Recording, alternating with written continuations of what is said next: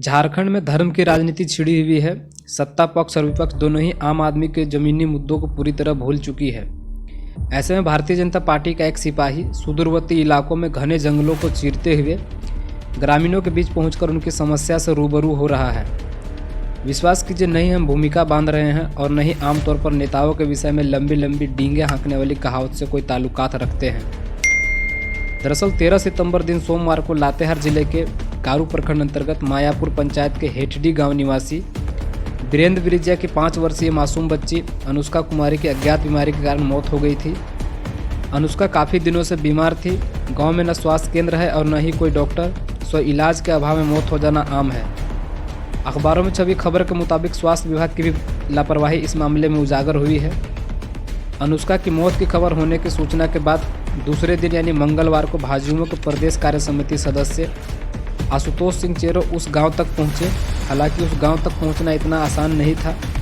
बावजूद न नक्सलियों को खौफ और न ही किसी जंगली जानवरों का हमले का भय, आशुतोष सिंह की चाहत थी तो बस उस गांव, उस घर तक पहुंचने की जहां आदिम जनजातीय समुदाय के 5 वर्षीय मासूम बच्ची अनुष्का की मौत हुई थी। झमाझम बारिश के बीच घने जंगलों से होते हुए 4 किलोमीटर का पैदल रास्ता तय कर आशुतोष सिंह मृतक अनुष्का के घर पहुंचे ही गए। लेकिन दुर्भाग्य की बात, तब तक अनुष्का के माता पिता गारू रेफरल अस्पताल के लिए जा चुके थे। हालांकि आशुतोष सिंह की मुलाकात वीरेंद्र बिरिजिया के बड़े बेटे रंजन बिरिजिया और बेटी सुशीता कुमारी से मुलाकात हुई। पूरे घटनाक्रम की जानकारी लेने के बाद पूरे गांव का भ्रमण किया। भ्रमण के बाद उन्होंने जो कहा वह आदिवासियों हित की बात करने वाले लोगों पर करारा तमाचा है। उन्होंने कहा, गांव में सरकार की एक भी सुविधा बहाल नहीं हुई है। आधुनिकता के इस दौर में भी इस गांव में न शुद्ध पेयजल, न बिजली, न सड़क और न स्वास्थ्य सुविधा और न ही शिक्षा रोजगार का कोई मुकम्मल व्यवस्था है। लोग बिन इलाज मर रहे हैं। इलाज के अभाव में एक छोटी बच्ची की मौत हो जाती है। गांव में अभी दर्जनों लोग बीमार हैं, लेकिन सरकार और सिस्टम तमाशबीन बना हुआ है। उन्होंने कहा, यह आदिवासियों पर अत्याचार और उनके जान से खिलवाड़ है। जनप्रतिनिधियों और सिस्टम में बैठे लोगों को ऐसे गांवों का दौरा कर वस्तु स्थिति से अवगत होने की जरूरत है। उन्होंने कहा, इस गांव में धर्म परिवर्तन भी हो रहा है, इसे रोकना बेहद जरूरी है।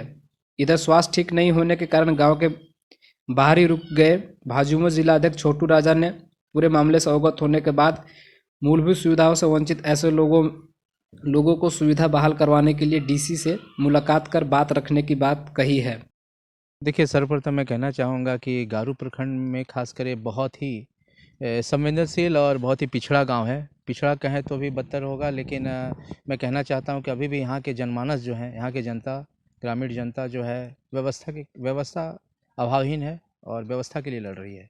जिस प्रकार से देखा जाए कि उस गांव में एक आदिम जनजाति बच्ची का कल डेथ हुआ, इससे साफ स्पष्ट रूप से जाहिर ये होता है कि गारू चिकित्सक प्रभारी खासकर इस पूरे प्रखंड में चिकित्सक क्षेत्र में जनमानस का भलाई नहीं कर रहे हैं, जिसके कारण हम लोगों ने देखा कि 25 घर के बस्ती में बहुत सारे लोगों से हम लोगों ने विजिट कर पूछा कि ज़्यादातर लोग बीमार हैं और गारू रेफरल हॉस्पिटल में एडमिट भी हैं। किस तरह की सुविधाएं बहाल से गाँव का सुधार? देखिए, सबसे पहले कि यहाँ प्रखंड मुख्यालय से इस गांव की दूरी तकरीबन 30 किलोमीटर के लगभग है और मुझे लगता है कि इस गांव में खासकर चिकित्सा व्यवस्था बहाल करने के लिए इस गांव में कैंप की जाए, लोगों को ट्रीट किया जाए, तभी संभव है। नहीं तो यहाँ के लोग प्रखंड मुख्यालय नहीं जा सकते हैं। सरकारी सुविधा के नाम पर आपको गांव में क्या दिखा? सरकारी सुविधा के नाम पर मुझे गांव में कुछ भी नहीं दिखा जो सरकार का विकास यहाँ तक पहुँचा हो। क्योंकि गांव में बदहाली स्थिति है। गांव का जब गांव का मुख्य कुछ पेशा ही नहीं है, सिर्फ किसान पर आधारित लोग हैं, तो जाहिर सी बात है, हम समझ सकते हैं कि आज़ादी के बाद सभी भी लोग यहाँ व्यवस्थाहीन है और व्यवस्था के खिलाफ लड़ रहे हैं और जाने जा रही हैं। तो इस सरकार को सोचनी चाहिए। आपकी तरफ से क्या किया जाएगा इसका? देखिए, हमारे तरफ से है कि निश्चित तौर पर हमें कहना चाहूँगा कि एक बेहतर सुविधा मुहैया कराने के लिए पहले एक सभी जनप्रतिनिधि या मुझे तक भी ग्राउंड में आनी चाहिए, जो हम लोगों ने आज किया। आज हम लोगों ने उसका सर्वे किया, कितने लोग बीमार थे, क्या क्या आवश्यकताएं हैं, मूलभूत सुविधाएं चाहिए। तो मेरे ख्याल से ग्राउंड पे आने की ज़रूरत है।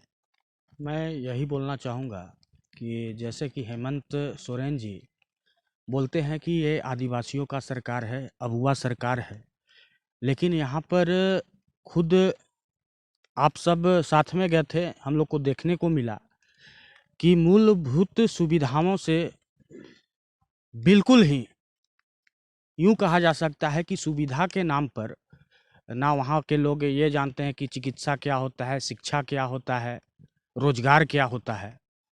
तो हेमंत सोरेन जी का सारा दावा यहाँ पर फेल साबित हुआ। क्योंकि आप लोग विपक्ष में हैं, तो इसके लिए आप लोग क्या करेंगे? अभी हम लोग जाएँगे और सबसे शुरू सीएस से बात करेंगे और यहाँ पर कैंप लगाने का बात कहेंगे, चूँकि यहाँ पर काफ़ी लोग अभी भी बीमार हैं। और उसके बाद हम लोग डीसी से मिलेंगे और सड़क का व्यवस्था और जो मूलभूत सुविधा होती है, उसके लिए बात करेंगे। 5 साल के बच्चे की मौत हुई और आधा दर्जन से अधिक लोग जो है बीमार है। किसको आप मानते हैं इसमें गुनहगार है? सरासर इसमें जिला प्रशासन दोषी हैं और जो प्रखंड मुख्यालय में हमारे चिकित्सक हैं, जो प्रभारी हैं, वे दोषी हैं।